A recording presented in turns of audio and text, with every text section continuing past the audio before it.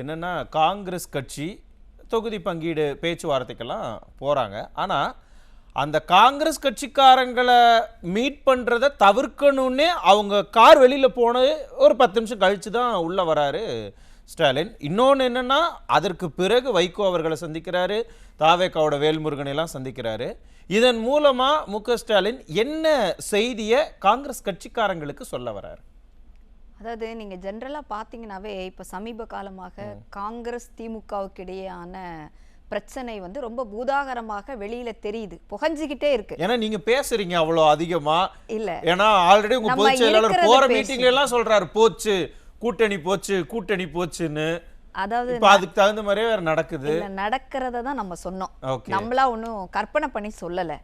நடந்துகிட்டு இருக்கிற விஷயங்கள், ஒவ்வொருத்தரும் பேசின விஷயங்கள், பிரவீன் சக்கரவர்த்தி பேசினதாக இருக்கலாம், அவர் வந்து இவர் என்ன டிவிகே தலைவரை போய் பார்த்ததா இருக்கலாம், ராகுல் காந்திக்கும் மிஸ்டர் விஜய்க்கும் இருக்கிறதான தொடர்பா இருக்கலாம். இப்படி தொடர்ந்து நம்ம பார்த்துட்டே இருக்கிற விஷயத்தை தான் சொல்றோம்.